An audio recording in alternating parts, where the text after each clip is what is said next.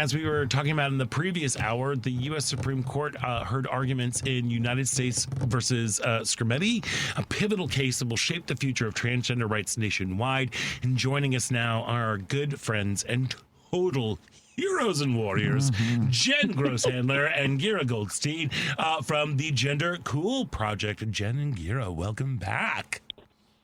Thank you, y'all. Hi, Ellen. It's Nice to have you both with us. great to be here with y'all. Always. We're very excited. Well, first of all, before we get into like the heavy stuff, congratulations. Speaking of y'all were on the Kelly Clarkson show. That is so y'all, cool. cool beans. What was that like? Yeah, tell us about it. You know, I think that that's a great example of how maybe the next few minutes will go in this conversation, because, you know, as we listen to and confront what's happening here in our country, and a lot of it is not good and is not great, we think about what it was like to be with one of the most prominent and loved vocalists and artists and daytime talk show host and on-air personality Kelly Clarkson. And I have to tell you that we have now seen that as a result of the Gender Cool Project being on the Kelly Clarkson show, we saw that about 70% of the folks who responded to that all across the country and across the globe have been nothing but positive. So literally, y'all, like more than two-thirds, I'm not good at math. Me either. I'm not good at math. But really, most folks, and this goes back to something that we continue to say, most folks in this country do not want to get up in the business of how others like me and like Gearah and like our families, of how we live and how we raise our kids. So Kelly was remarkable.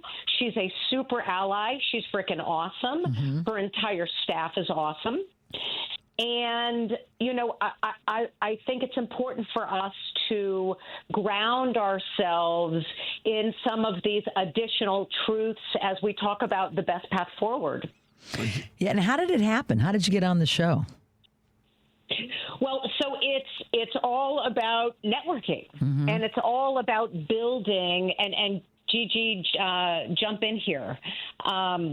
It's all about building the right footprint that the Gender Cool Project has, this organization, tiny but mighty, led by now 24 unbelievable young people called the Champions, who are just thriving, and they're just excellent in every possible way. And as young transgender and non-binary people, they're using their voice. So their voice reached Kelly herself.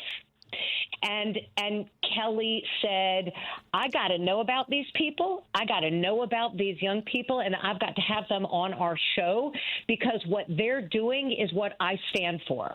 Wow, that's great.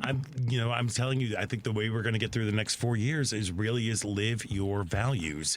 And that is, it was so, I was like, I'm just flabbergasted in the best way of just like, oh, good, what a great platform to have this story, this organization kind of get their story out. Gearah, can you, I know y'all are like on this show about, once a week, or it seems like, but Gearah, can you remind our listeners about the mission of the Gender Cool Project and how long it's been around and what y'all have been up to?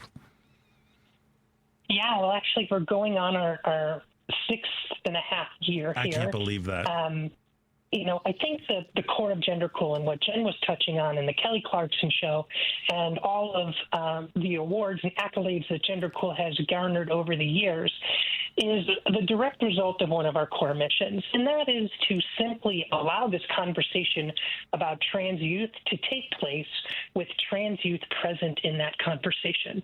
I mean, here we are today, Scott, and you've talked to some of our champions in the past. You've had Chazzy on the air. This is one of those conversations where, because it's so difficult, right? I mean, ultimately, we're talking about the Supreme Court actually being a bully against kids. And when that happens, that's not a place for the kids to be.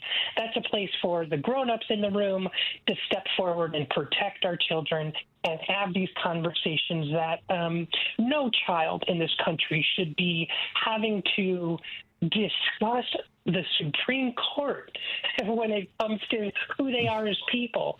So gendercool has always been on that mission, but I think it's important to know that gendercool does really put the voice of trans youth forward.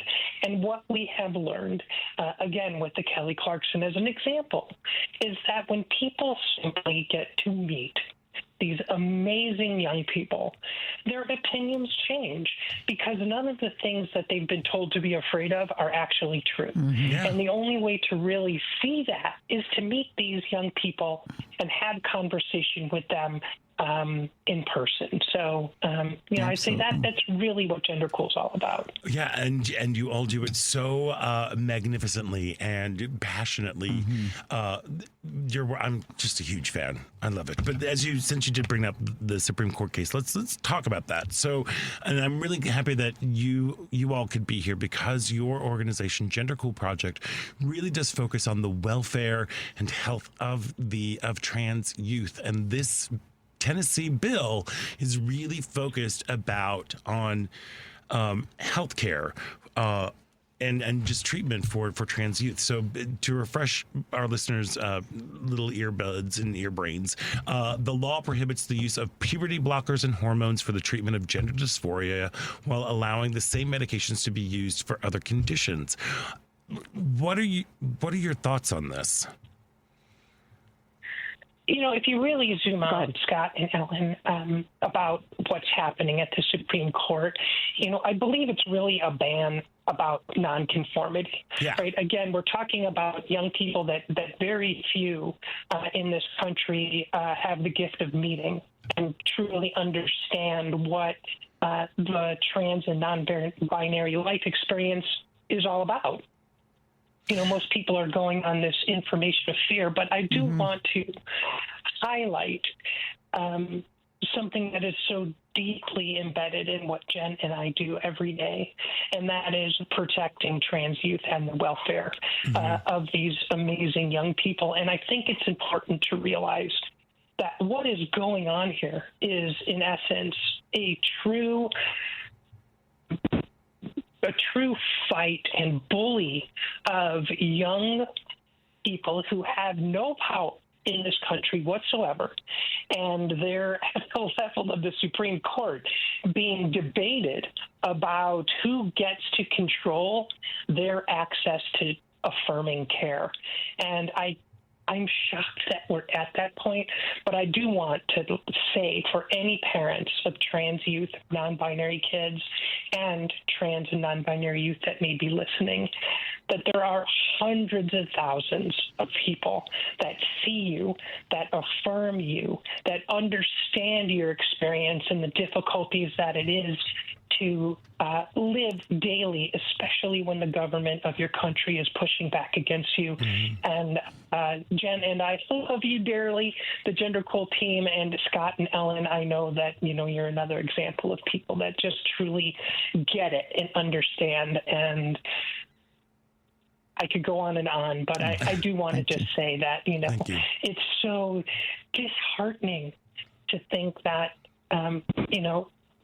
can we really put ourselves in the position of a trans young person in this country and understand what it must feel like for them to hear that the Supreme Court of this nation, the place that we look for the ultimate in protections and freedoms, is actually debating whether or not you have the right to exist and care for your own health? I mean, it's maybe, to use Hillary's words, deplorable. It's absolutely disgusting. Yeah, it's very fun. Like, I love that you brought up the whole idea. It's about nonconformity. It is about not fitting into a mold, not fitting into a nice, neat package. A lot of stuff. It's so funny. Maya Angelou keeps popping up in my world lately, and she keeps talking about how she had talked about I think everybody needs to put everything down and go read all the Maya Angelou that you can, because the wisdom that comes from her is just incredible. And we was talking about how certainty is the thing that makes people cowards. She's talking about, like, if you can be certain and you're fine, but if you are uncertain, that if you do not know, that's what makes a cowardly action. You cannot stand up for something. I'm doing a horrible job explaining it. She tied it into Hamlet and the whole thing about how certainty makes us cowards of us all and make us rather bear the ills we know than the ones we know not of. I can pull out Shakespeare like that. But I would agree. Jen and I, we talk all the time about what happens when you don't understand.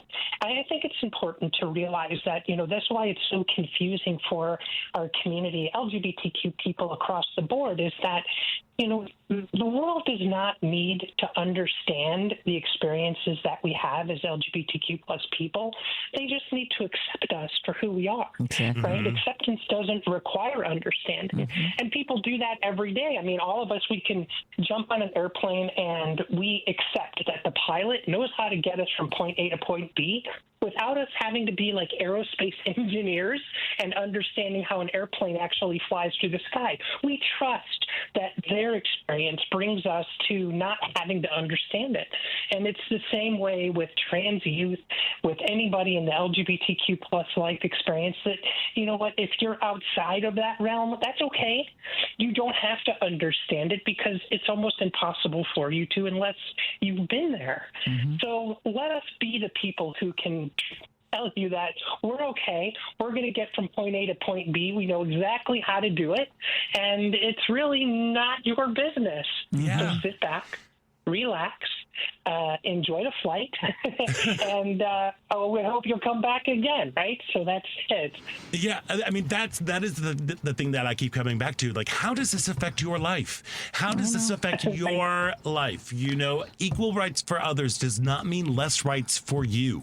That is I know it's a T-shirt slogan, but it's so true. Why judge? I mean, we see couples together. We don't know why they love each other. Whether heterosexual couples, for example. Right. But it's not for. Right. We don't have to understand. All we have to understand is that if they're happy, that's really all we should be concerned about in any facet of life. But the key is this visibility, and I know that's the Kelly Clarkson, and I hope you get to do this on many platforms, because the only way to get through fear is visibility and just compassion. Because I think people's better angels will say, "Wow, that young person, that looks like a wonderful young person. I just don't know any trans people, and maybe I should rethink my prejudice, my fear over something that's just not familiar to me." And the more you can get out there, the better. And I would hope that Kelly Clarkson's audience is going to be one that does have a more of a variety than, let's say, the Views audience when it comes to different people that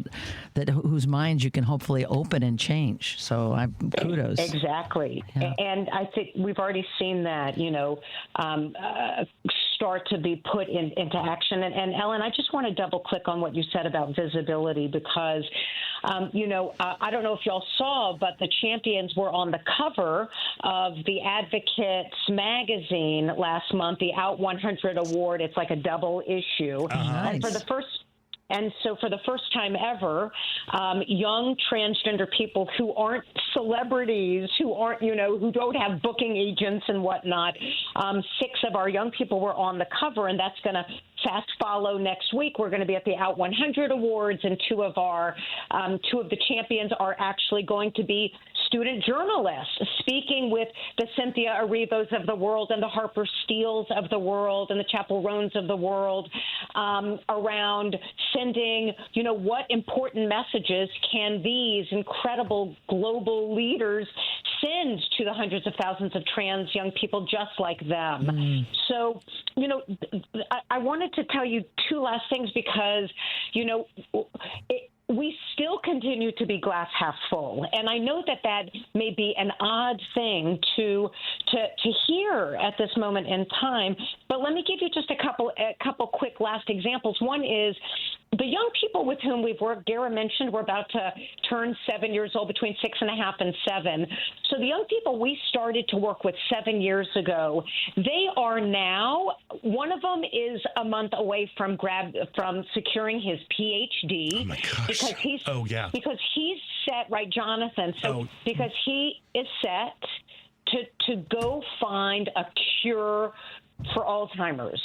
And another champ, which is incredible, Yes, right? And that is. Another champion is about to get his degree because he's going to be a special education teacher. Another one's going to be a civil rights attorney. These people, another one's going to nursing school. So the fact of the matter is these kids are here. They're here, and they're going to law clerk for a justice someday. And so there is an inflection point that is coming. It's coming. And that inflection point is that when you look at, for instance, Ellen, you talked about the enormous number of ads and the amount of money that was spent to vilify young people in the transgender community.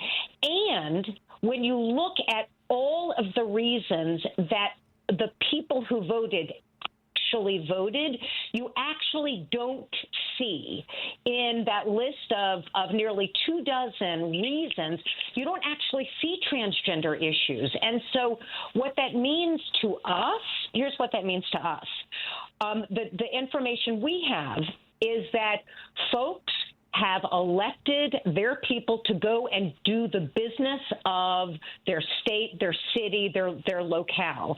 And as they see that their own elected officials are spending all this dang time and money on issues that have no impact on everyday folks, they're getting frustrated. And the best example is the Montana state legislature. Did y'all see that this week, what happened? No, I didn't. So in the state of Montana, which is homogenous, one sort of person, cisgender, totally het, white folks, old folks, they failed to pass a similar sort of ridiculous ordinance or thing that talked about the bathrooms and who can go into which bathrooms at the state legislature. It failed, including Republicans. Republicans, do you know what they said? They said, look, we didn't get elected by our people to spend time on this. Yeah. And so I'm not voting for it. Good. Yep. So I just think it's really important. Sticking to the facts and the misinformation out there, none of us need to learn more about misinformation. Right. But, the misinformation is what's always been used against trans people. And, it's the same old playbook. And, if you look at actual facts, like for a while, all we heard about was sports bans, right? And trans people in sports. It was the big topic because that was getting traction at the time. But in reality, Scott and Ellen, do you know that there's 1,200 schools, roughly, that participate in the NCAA sports? There's 520,000 NCAA athletes. It's the largest number in the last few years that they've ever had. And the census is that there's less than 40 transgender athletes out of 520,000.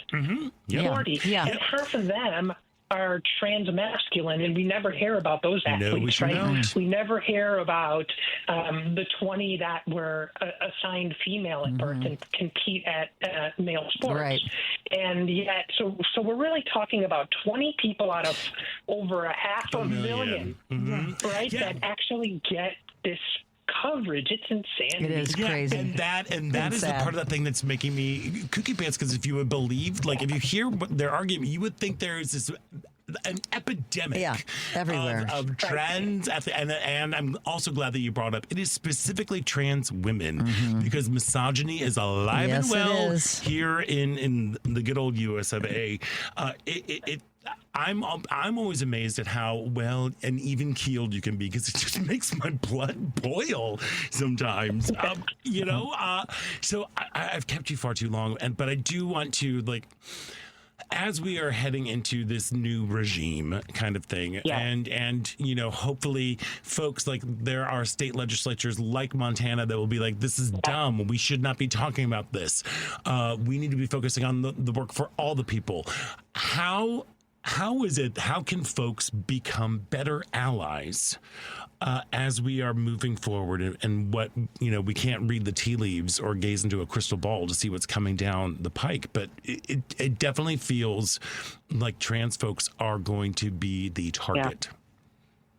Well, Yeah. so I think it is just to speak up based on your own personal life experience.